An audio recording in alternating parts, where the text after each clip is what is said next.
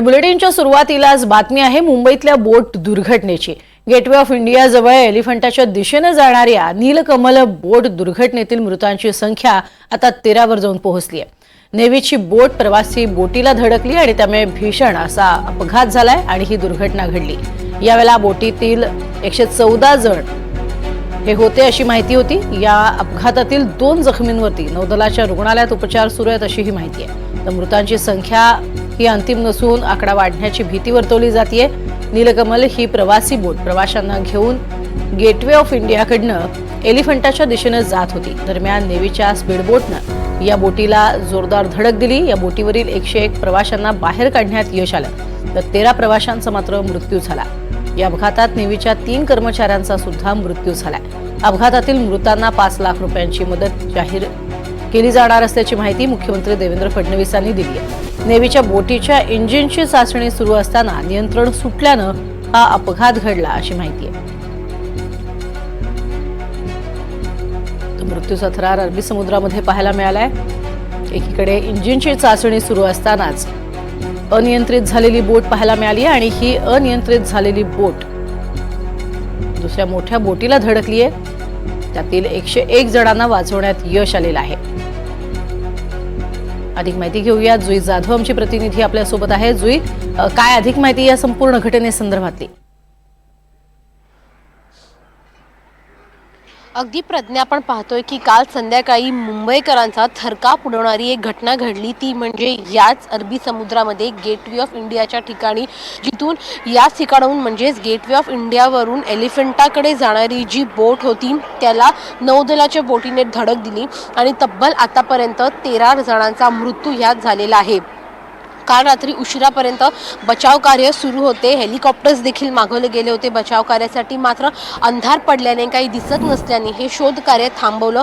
अजूनही काही जण अडकल्याची भीती वर्तवली जाते। खरं तर सकाळ झालेली आहे, आता बऱ्यापैकी स्पष्ट दिसू लागलेलं आहे, त्यामुळे बचाव कार्य पुन्हा एकदा सुरू केलं जाणार असल्याची माहिती देखील आपल्याला मिळते। अजून जर आपण पाहिलं तर मग या बोटी संदर्भात अनेक प्रश्न उपस्थित केले जात आहेत की जे प्रवासी होते आतमध्ये त्यांना जे लाईफ जॅकेट्स असतात ते घातले गेले होते का, आणि 114 इतकी संख्या होती प्रवाशांची, त्यामुळे ज्या बोट्स असतात त्या बोट्सची खरीच संख्या इतकी आहे का, असे अनेक प्रश्न जे आहेत ते उपस्थित केले जात आहेत। जरी मृतांच्या नातेवाईकांना मदत केली गेली असली तरी देखील ही दुर्घटना गंभीर आहे। इतकी क्षमता नसलेल्या बोटीमध्ये देखील इतके प्रवासी भरणे कितपत योग्य आहे, ह्याच एक प्रश्नचिन्ह उपस्थित झाले आहे। काल ही दुर्घटना घडली आहे, मात्र आज सकाळी जर आपण पाहिलं तर मग पुन्हा एकदा नव्याने सुरुवात झालेली आहे, कारण का पुन्हा एकदा नवीन बसेस ज्या आहेत त्या नवीन बोट ज्या आहेत त्या सोडण्यास सुरुवात झालेली आहेत आणि आता व्यवस्थित प्रवाशांना तपासून त्यांचं जितकं सामान आहे ते देखील तपासलं जात आहे आणि जितकी क्षमता आहे तितक्या क्षमतेने तिथे जे प्रवासी आहेत ते भरले जात आहेत। त्यासोबतच प्रत्येक प्रवाशाला लाईफ जॅकेट देखील इथे दिले जात आहेत। त्यामुळे कालच्या दुर्घटनेनंतर निश्चितच गेटवे ऑफ इंडिया या ठिकाणी जे बोटचे मालक आहेत ते सतर्क झालेले आहेत आणि प्रत्येक प्रवाशाची ते काळजी घेत आहेत। त्यामुळे निश्चितच कालच्या घटनेनंतर आता सगळ्यांना जाग आलेली आहे।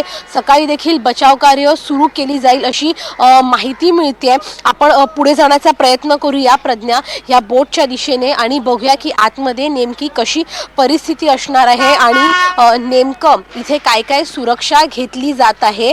आपण या बोटच्या दिशेने जाऊया आणि जे आतले प्रवासी आहेत ते देखील इथे बसलेले आहेत। आपण पाहतोय प्रज्ञा की आपण या बोटच्या दिशेने जात आहोत आणि जे प्रवासी आहेत ते आपण इथे प्रवासी पाहतोय की प्रत्येक प्रवाशाला लाईफ जॅकेट दिलेलं आहे घालायला आणि सतर्क जे आहे ते झालेले आहेत आता सर्वजण, कारण का काल ही जी दुर्घटना घडलेली आहे ती फार गंभीर आहे आणि जिथे जिथे सीट आहे तिथे तिथेच त्या प्रवाशाला बसवलं जात आहे। अतिरिक्त प्रवासी सध्या तरी भरले जात नाही आहे, त्यामुळे निश्चितच काळजी घेतली जात आहे प्रत्येक प्रवाशाची। आणि ही बोट जी आहे आता काही वेळातच रवाना होईल, मात्र जे महत्त्वाचं दृश्य आपण इथे पाहतोय प्रत्येक प्रवाशाची काळजी घेतली जात आहे आणि जे लाईफ जॅकेट दिलं जाते प्रवाशाला ते देखील तपासलं जात आहे। नवीन जे लाईफ जॅकेट्स आहेत ते देखील ते उघडले जात आहेत, त्यामुळे कुठे ना कुठेतरी काळजी आता या कालच्या घटनेनंतर घेताना आपलं हे प्रशासन पाहायला मिळतंय प्रज्ञा।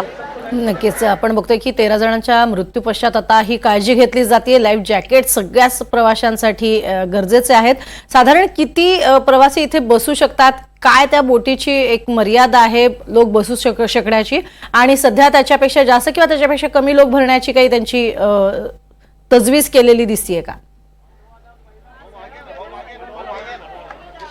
प्रज्ञा, जर आपण पाहतोय तर मग सध्या तरी कमी प्रवासी आहेत या बोटमध्ये, कारण का आत्ता पहाटेची वेळ आहे, म्हणजे 7 वाजलेले आहे, त्यामुळे निश्चितच अवघे काही हातावर मोजण्या इतके प्रवासी जे आहेत ते इथे आपल्याला बोटमध्ये प्रवास करताना पाहायला मिळत आहेत। मात्र ह्या बोटीची नेमकी संख्या किती आहे आणि किती जण बसू शकतात हे आपण जाणून घेऊया इथले जे बोट सोडत आहेत त्यांच्याकडून।